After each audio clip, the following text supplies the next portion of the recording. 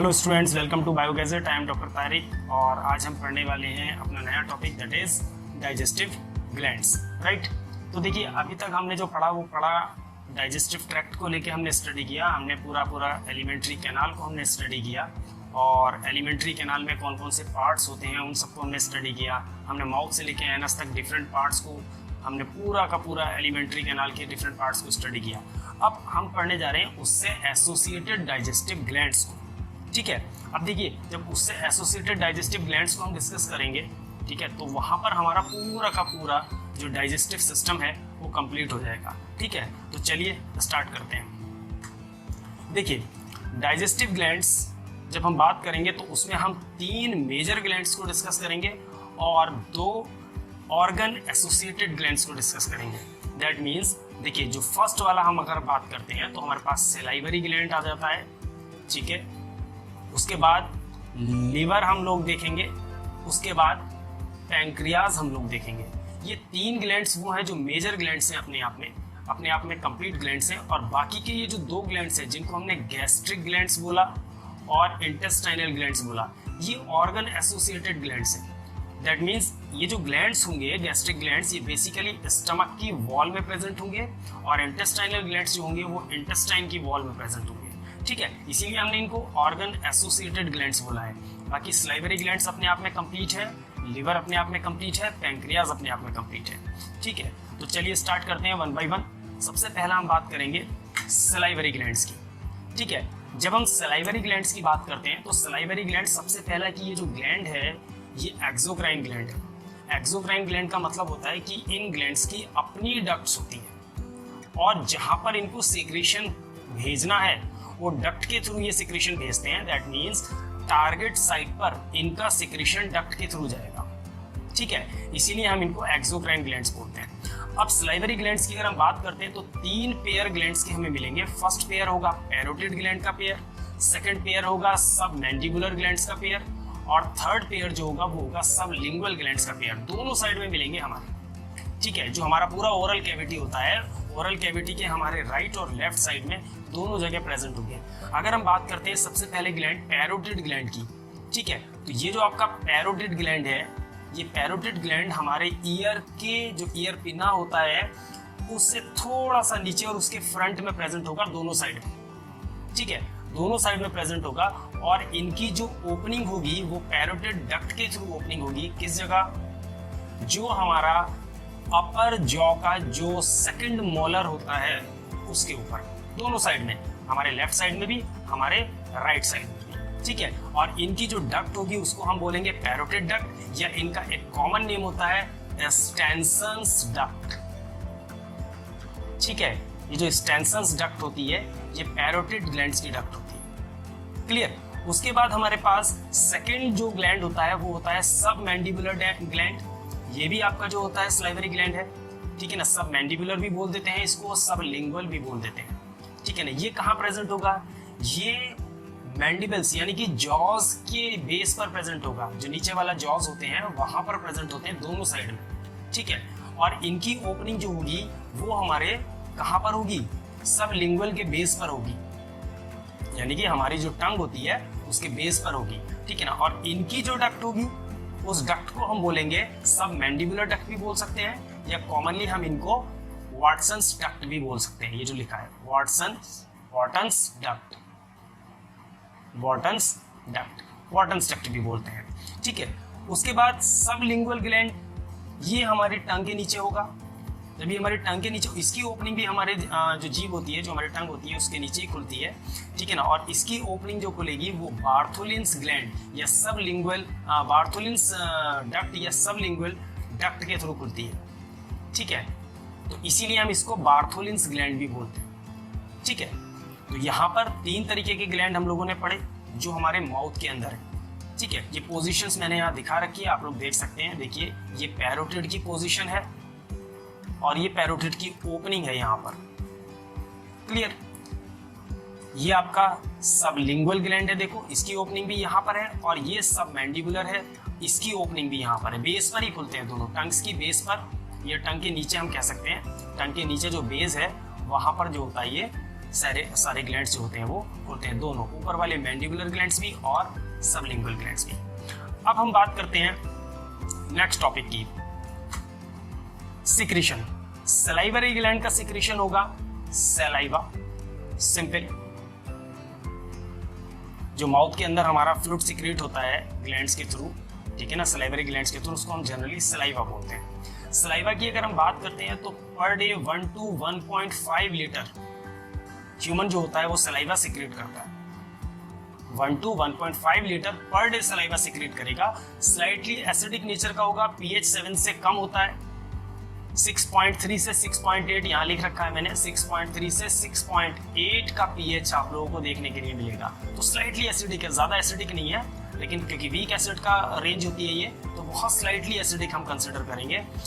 अब इस सलाइवा के अंदर क्या क्या चीज़ें होती हैं? देखिए, सबसे पहला सलाइवा के अंदर जो मेन चीज़ होती है वो होता है सलाइवरी एमाइलेज, ठीक है, इसको टाइलिन बोलते हैं, टाइलिन।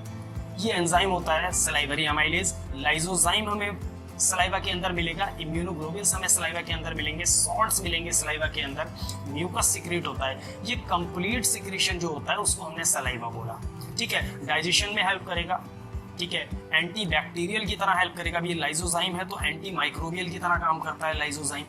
लाइजोजाइम की बात करेंगे तो ये आपकी एंटी माइक्रोबियल की तरह काम करेगा, एंटी माइक्रोबियल की तरह काम करेगा। जितने भी हम खाना खाते हैं, जो कुछ भी हम खाते हैं और हमारे माउथ के अंदर जाता है, ठीक है ना, तो जितने माइक्रो ऑर्गेनिजम्स को डेड करने का काम लाइजोजाइम करेगा। 99% हमारा जो होता है वो सलाइवा वाटर फॉर्म में होता है, और 1% जो होता है वो ये सारी चीजें होती हैं, ठीक है।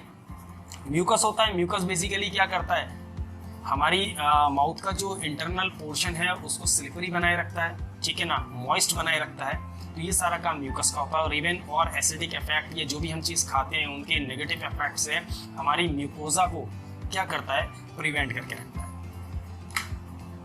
गैस्ट्रिक ग्लैंड्स, जब हम गैस्ट्रिक ग्लैंड्स की बात करेंगे तो ये स्टमक के अंदर की बात करेंगे, यानी कि स्टमक के अंदर जो ग्लैंड्स होंगे वो गैस्ट्रिक ग्लैंड्स होंगे। और ये something about 35 millions of gastric glands हमारे स्टमक में पाए जाते हैं, ठीक है। डिफरेंट टाइप के ग्लैंड्स होंगे, उनको अभी आगे पढ़ते हैं हम लोग। तो 35 मिलियंस गैस्ट्रिक ग्लैंड्स हैं जो एसोसिएटेड हैं किसमें, हमारी स्टमक के म्यूकोजा, ठीक है। हम कह सकते हैं स्टमक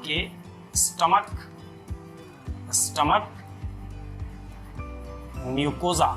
तो स्टमक म्यूकोजा के अंदर आपको क्या मिलेंगे, ये गैस्ट्रिक ग्लैंड्स एसोसिएटेड मिलेंगे, ठीक है। कौन कौन से होते हैं? सिक्रीशन, जब हम सिक्रीशन की बात करेंगे तो जो सिक्रीशन होता है वो होता है गैस्ट्रिक जूस, सिंपल। ये गैस्ट्रिक सिक्रीशन भी बोलते हैं। पर डे 2 to 3 लीटर, 2 से 3 लीटर का पर डे सिक्रीशन होगा, और एसिडिक नेचर होगा, हाईली एसिडिक नेचर होगा। समथिंग अबाउट pH होगा इसका 1 से लेके 3.5 तक। और इसका रीजन होता है secretion of the HCl। HCl होने की वजह से हमारे स्टमक का जो pH रहता है वो बेसिकली 1.0 से या 1 से लेके 3.5 तक रहता है, हाईली एसिडिक होता है, ठीक है। अगर ज़्यादा सिक्रीट होता है तो इसी की वजह से हमारी जो स्टमक होता है उसमें एसिडिटी की प्रॉब्लम क्रिएट होती है, ठीक है। मेन रीजन ये होता है। वाटर इसमें मिलेगा आपको सिक्रीशन में, गैस्ट्रिक जूस में मिनरल सॉल्ट्स मिलेंगे। म्यूकस सिक्रीट होता है, और म्यूकस जो होता है वो बेसिकली गोबलेट सेल्स के थ्रू सिक्रीट किया जाता है। और म्यूकस का फंक्शन क्या होता है, ये हमारी इंटेस्टाइन वॉल को, स्टमक की वॉल को प्रोटेक्ट करता है, ठीक है। म्यूकस का फंक्शन होता है protection of stomach wall, protection of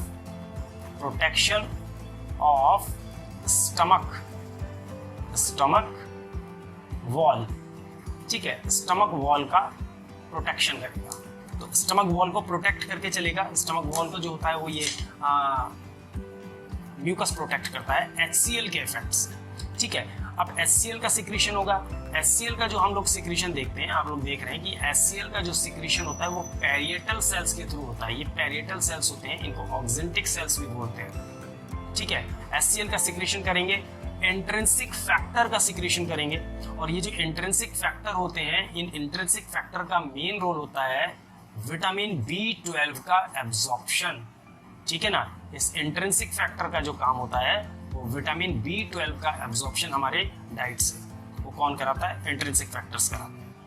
उसके बाद पेप्सिनोजेन, अगर आप पेप्सिनोजेन की बात करते हैं तो पेप्सिनोजेन इनएक्टिव फॉर्म होती है जो पेप्टिक सेल्स और चीफ सेल्स के थ्रू, पेप्टिक सेल्स या चीफ सेल्स कह सकते हो आप, इनके थ्रू रिलीज होता है।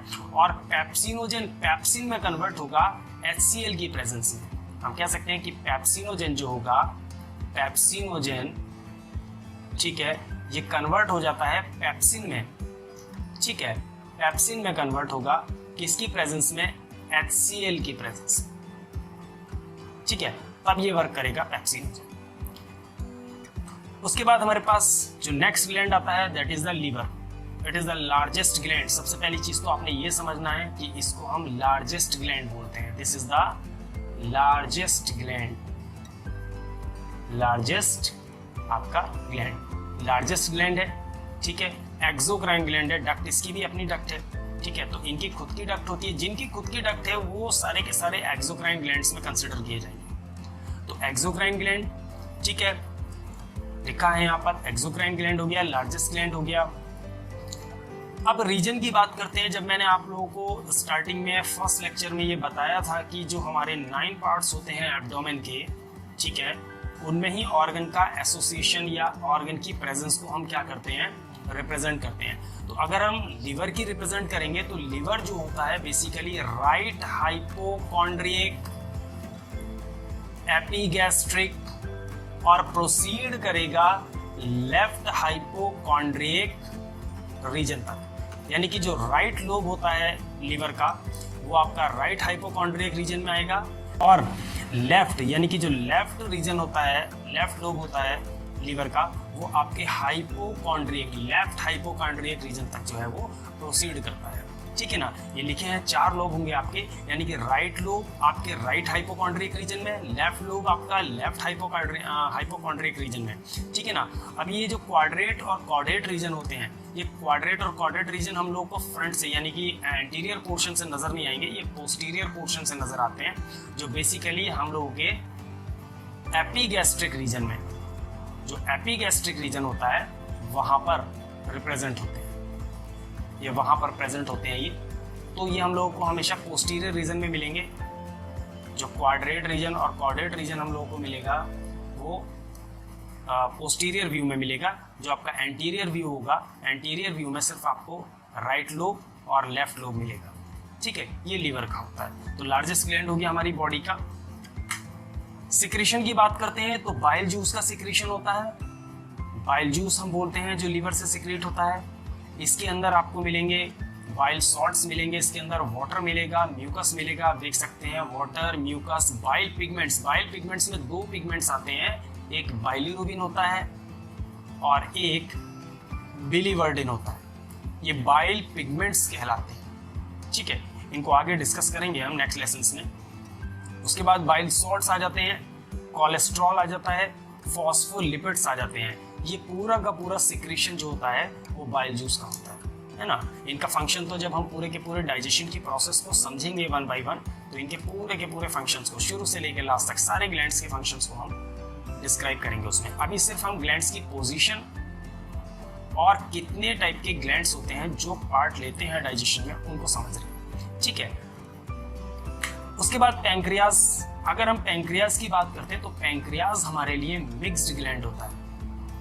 पैंक्रियाज हमारे लिए मिक्स्ड ग्लैंड होता है। मिक्स्ड ग्लैंड क्यों? क्योंकि इसका एक्सोक्राइन पार्ट भी है, एक्सोक्राइन पार्ट भी है, ठीक है, और एंडोक्राइन पार्ट भी है। एक्सोक्राइन और एंडोक्राइन दोनों पार्ट्स आपको यहाँ पर मिलेंगे, ठीक है। एक्सोक्राइन भी मिलेगा और एंडोक्राइन भी मिलेगा, जिसकी वजह से हम इसको मिक्स्ड ग्लैंड बोलते हैं। ये कहाँ पर सिचुएटेड होगा? इसकी सिचुएशन देखिए आप, ये होगा आपका एपीगैस्ट्रिक रीजन और लेफ्ट हाइपोकॉन्ड्रियक रीजन,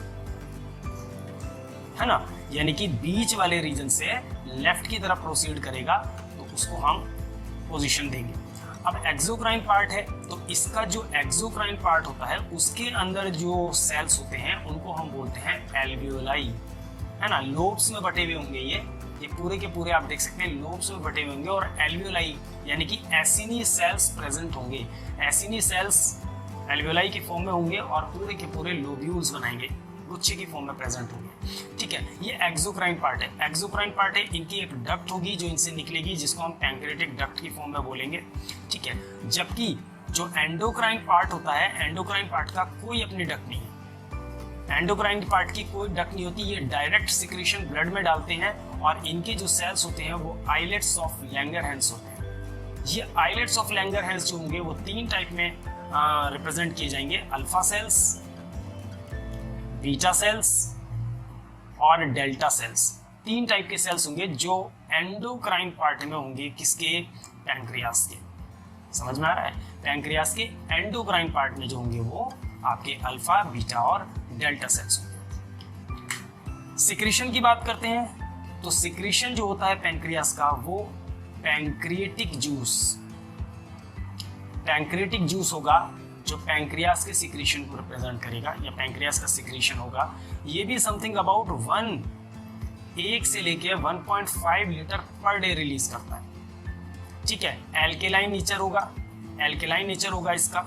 ठीक है ना, एसिनी सेल से जो होगा वो एल्केलाइन नेचर में ये रिलीज होगा और इसका पीएच समथिंग 7.1 से 8.2 तक रहता है। ठीक है, 7.1 से 8.1। अब अल्फा सेल्स जो होते हैं, अल्फा सेल्स का सिक्रीशन होगा ग्लूकागोन। समझ लीजिएगा इसको, अल्फा सेल्स सिक्रीट करेंगे ग्लूकागोन, बीटा सेल्स सिक्रीट करते हैं आपके इंसुलिन और डेल्टा सेल्स करते हैं हमारे सोमैटोस्टैटिन। अब इंसुलिन जो होता है ये डायरेक्ट ब्लड में जाता है और ब्लड में जाने के बाद ये क्या करेगा? ब्लड शुगर कंट्रोलिंग एजेंट होता है, ब्लड शुगर कंट्रोलिंग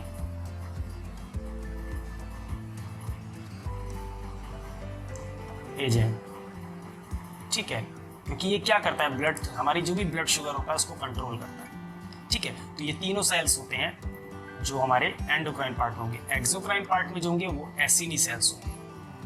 ठीक है, तो ये था हमारा आज का टॉपिक जिसमें हमने मेजर ग्लैंड्स को डिस्कस किया। ठीक है, उसके बाद नेक्स्ट क्लास में हम लोग डिस्कस करेंगे हिपैटोपैंक्रियाटिक सिस्टम को और इंटेस्टाइनल एसोसिएटेड ग्लैंड्स को। ठीक है, तो तब तक के लिए बने रहिएगा। Thank you very much.